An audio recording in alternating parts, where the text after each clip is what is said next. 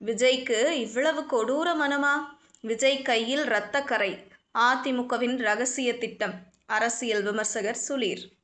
அதிமுகவுடன் கூட்டணி சேர்ந்தால் முதல்வர் வேட்பாளர் என்ற பேச்சே விஜய்க்கு கிடையாது எனவும், நடிகை விந்தியாவை போல அதிமுகவின் பிரச்சாரகராகவே விஜய் இருப்பார் என கூறியுள்ளார் பிரபல பத்திரிகையாளரான ராஜகம்பீரன்.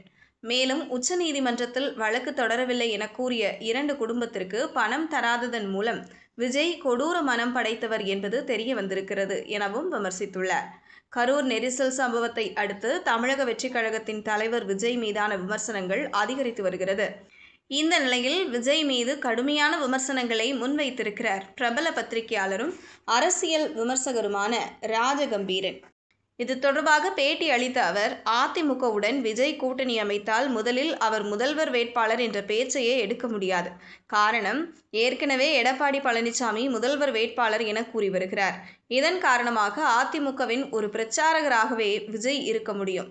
ஏற்கனவே அதிமுகவில் இருக்கும் விந்தியா போல ஒரு பிரச்சார நடிகராகவே விஜய் பார்க்கப்படுவார். எடப்பாடி பழனிசாமிக்கு ஓட்டு கேட்கும் ஒரு நபராகவே விஜயால் இருக்க முடியும். மேலும் ஏற்கனவே பாஜகவை பாசிச சக்தி என்று விமர்சித்ததோடு, எம்ஜிஆர் அதிமுகவை எடப்பாடி காலத்தில் என்ன செய்து வைத்திருக்கிறீர்கள் என கேள்வி எழுப்பியவர் எப்படி பாஜகவுடன் கூட்டணி வைக்க முடியும்? தமிழக வெற்றிக் கழகத்தை பொறுத்தவரை தனித்தன்மையை இழந்து நிற்கிறது. ஒரு பேருந்தில் நிறைய பேர் இருந்தால் அருகில் இருந்த மற்றொரு பேருந்தும் கிளம்பியதும் ஓடிச் செல்வார்களோ அதுபோல்தான் விஜய் ரசிகர்களும். 40 வயதுக்கு மேற்பட்ட யாருமே விஜய்க்கு வாக்களிக்க மாட்டார்கள். தமிழக வெற்றிக் கழகத்தை பொறுத்தவரை அரசியலில் என்ன செய்வது என்று தெரியாமல் தடுமாறி இருக்கிறது. விஜயும் அப்படித்தான். கரூர் கூட்ட நெரிசல் சம்பவத்தில் உயிரிழந்த 39 பேரில் குடும்பத்தினருக்கு தமிழக வெற்றிக் கழகம் நிதி உதவி வழங்கியிருக்கிறது.